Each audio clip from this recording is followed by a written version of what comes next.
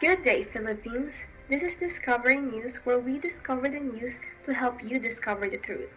It is June 22, 1991, and I am Isabel de Mondon, ready to deliver the most forefront news that you need to know. More information regarding Mount Pinatubo's deadly eruption and its casualties are revealed. The scientific reasoning on why volcanoes erupt is explained. A look at evacuation centers and the victims who lost their homes because of Mount Pinatubo. A NOFW worker whose family is a victim of the eruption shares his thoughts towards this terrifying disaster. Out of fear, countless Filipinos ask what are the safety procedures to follow when faced with a volcanic eruption. A week has passed since the eruption of Mount Pinatubo last June 15, 1991 at 1:42 p.m. Live at San Fernando, Pampanga to deliver the news is Dion Prado. Dion? Thank you, Isabel. 1 week has passed since the volcano erupted and authorities are still strict in order to cater to the victims properly. Mount Pinatubo has remained calm ever since eruption about a week ago, but the damage it has left will forever scar the hearts of Filipinos. As of now, more than 700 people are confirmed to have lost their lives due to the eruption. 200,000 people or more were affected. I would like to know, Dion. Mount Pinatubo is one of the biggest volcanoes in the world. How come civilization was built over time near it when such a huge risk is right under their noses? Good question.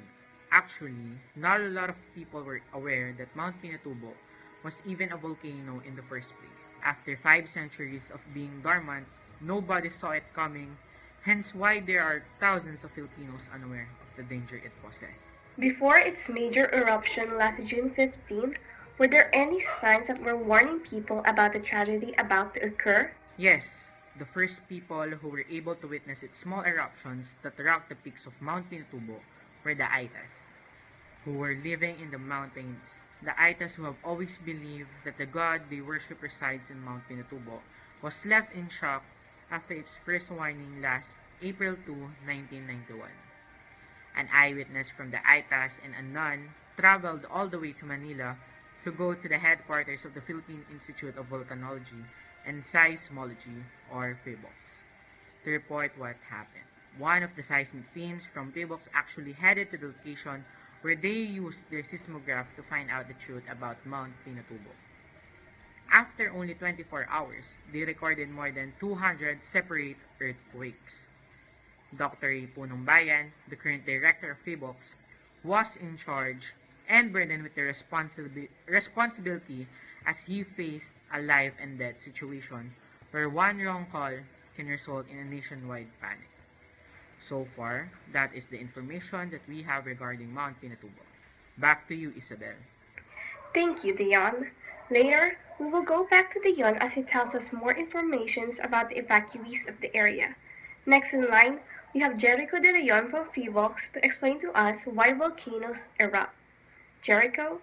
Thank you, Isabel. Well, to explain why volcanoes erupt. When the molten rock called magma rises to the surface, volcanoes erupt. And when the Earth's mantle melts, magma is formed here. At the magma chamber, this melting occurs when tectonic plates are separating or where one plate is pushed down beneath another. Because magma is lighter than rock, it rises to the Earth's surface, and as the magma rises, gas bubbles form within it. Runny magma erupts to the cracks or vents, which is located right here in the Earth's crust before erupting as the lava on its surface. Because gas bubbles cannot easily escape from thick magma, pressure builds up as the magma rises. When there is too much pressure, an explosive eruption can occur, which can be dangerous and destructive. Another way an eruption can occur is when water beneath the Earth's surface interacts with hot magma, resulting in a formation of steam. This can result in an explosion if enough pressure is built up. In the case of Mount Pinatubo, rocks were already opening at the bedrock of the mountain, and mass beneath the Earth's crust lies on the sea of magma. As mentioned by one of our reporters earlier, over 700 people's lives were lost because of the eruption. As somebody from PHIVOLCS, What about the eruption that was so dire that it took so many people's lives? The volcano erupted in a massive eruption that ejected over a cubic mile of material. This dramatic eruption ash cloud rose 22 miles into the air. The ash was blown in all directions at lower altitude by the intense cyclonic winds of nearby typhoon, while winds at higher altitudes blew the ash southwestward. The countryside was covered in a volcanic ash and larger pumice lapilli. Fine ash fell as far away as in the Indian Ocean, and satellite tracks the ash cloud around the world several times. Massive avalanche of searing hot ash, gas, and pumice fragments roared down Mount Pinatubo's flanks, filling once deep valleys with fresh volcanic deposits up to 660 feet thick. The eruption removed so much magma and the rock from beneath the volcano that the summit collapsed, forming a 1.6-mile wide caldera. In addition to that, Typhoon Yuna channeled the ash from the usual dispersal out to the ocean toward the island of Luzon, at the same time as the eruption, complicating the dispersal of ash. If it weren't for the typhoon that occurred at the same time, the death count would be significantly lower. With all of that in mind, we wish everyone safety and for cooperation with their local authorities as we need to help each other to slowly get back up to our feet. Thank you for that, Jericho. Now, we go back to Dion to tell us about the evacuees of the area. Dion? Thank you, Isabel. Near me is a covered court that is being set up to serve as a temporary evacuation center for the hundreds of people looking for a home after their house was buried in Lahar. The eruption of Mount Pinatubo spared nobody as it has completely taken what so many people worked hard for. Their houses, schools, workplaces, and all the familiar places they have grown to love are unrecognizable because of the eruption. This has taken a toll on the mental health of many. Both the rich and poor were not shown mercy by Mount Pinatubo's anger. Some wonder if they are even able to get back up on their feet after everything that happened. The eruption made it seem like the end of the world was approaching, and the only thing running on their minds was how to survive this disaster. Thousands of people are struggling to get back on their feet, and we would like to encourage everyone who can to donate basic necessities that will provide help to those in need. Back to you, Isabel. This unfortunate natural disaster was unstoppable in the first place. Donations are not mandatory but are highly appreciated. Please take time to check on your local barangays and malls if you are able to donate. Clothes, canned food, and other basic necessities are the top priority that our evacuees need.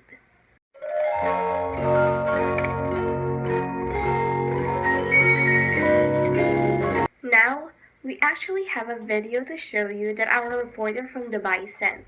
Ethan Lacson, an overseas Filipino worker whose family became a victim of the eruption, shared his thoughts and feelings for the nation to see. Good day everyone, my name is Ethan Lacson. My family lives in Zambales. I've been working in Dubai for more than 6 years now. I haven't returned to the Philippines since due to the lack of money. It's been hard working non-stop just to be able to put food on their table. So, it was my surprise when I heard the news. Unfortunately, I lost my grandfather because of what happened. The stress and everything that happened was way too much for him, and his body just couldn't take it anymore.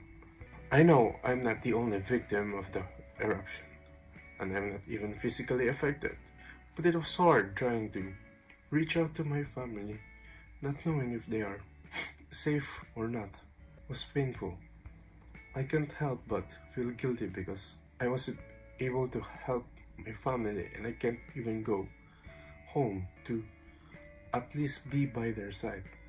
To all people watching this who have loved ones in another country, although it is difficult for us to reach out, please don't forget that we are thinking about your safety non-stop. I wish nothing but for a steady recovery for our country.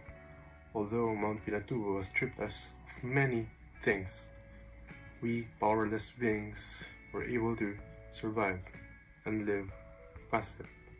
Stay safe and God bless. A truly heartfelt and powerful message indeed. The people affected by this devastating eruption extends to other countries too, and we can only rely on each other to be able to go past this. Now, how should we handle things when faced with this natural disaster? This is a question asked by many, and to further enlighten us about this, we have James Santos to help. James? Eruptions are unavoidable and can be stopped. That is why we have people from P-Box to warn us in advance. First thing to remember is to try your best to stay calm. Everyone around you will be panicking, so it's important to remain cool-headed in order to not make any rash decision. When the authorities ask you to evacuate, please follow their instruction. This is for your own safety. They're not going to gain anything from tricking you to follow their lead and listen. If a lahar, pyroclastic flow, or lava flow is on its way, first, leave the area right away. Evacuate if you have been warned that an eruption is imminent. Second, if you have the option driving rather than walking, do so. Keep doors and windows closed while driving. Drive across the path of danger if possible or away from it is you can, and keep an eye for unusual road hazard. If you are indoors, first, all windows, doors, and fireplace or wood stove dampers should be closed. Second, turn off all fans, heaters, and air conditioner. Third, bring animals and pets into closed shelter. If you are outside, first, seek refuge indoors. Second, roll into a ball if you get caught in a rock wall to protect your head. Third, be aware of rising water and possible mud flow in low-lying areas. If you live near a stream of river, move as quickly as possible upslope. Fourth, seek medical attention for burns as soon as possible. Immediate care save a person life. Fifth, if the volcanic gases and fumes irritate your eye, nose, or throat, leave the area immediately. When you are no longer exposed to the gases or fumes, your symptoms should subside. Consult your doctor if the symptoms persist. How to stay safe during ashfall? First, if possible, stay inside with the windows and doors closed. Second, wear long sleeve shirts and long pants. Third, use goggles to protect your eye. If ash is constantly falling, you may not be able to stay indoors for more than a few hours. The weight of the ash could collapse your building roofs and block air intakes. When an ashfall lasts more than a few hours, follow the advice of authorities and leave the area. Fourth, ash can be harmful to your health, particularly the respiratory breathing tract.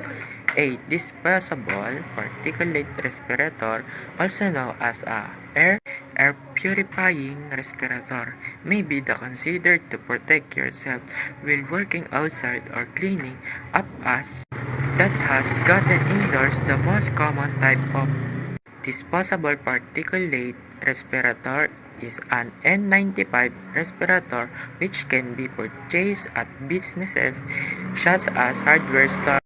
Tip: turn off your car or truck's engine. Driving in heavy ashfall should be avoided. Driving stairs up as can clog engines and cause bicycle to stall.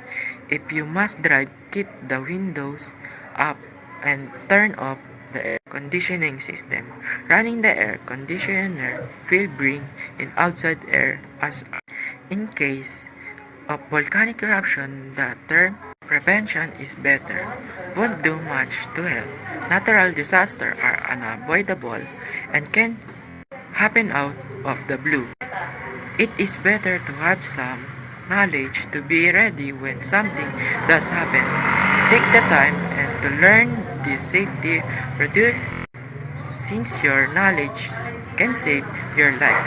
Back to you, Isabel. Mount Pinatubo's eruption is sure to go down in history, and for the people in the future, this will mean nothing but a part of history that holds little importance to their personal lives. But for the people who went through the pain and struggles of this eruption, it will remain a memory that is bittersweet and full of grief. May we all join forces and slowly build back up and heal from this tragedy. Again, I am Isabel de Mondon of Discovering News, and these are the news that we discovered for you. We wish everyone a safe and joyful day. Discovery News, signing out.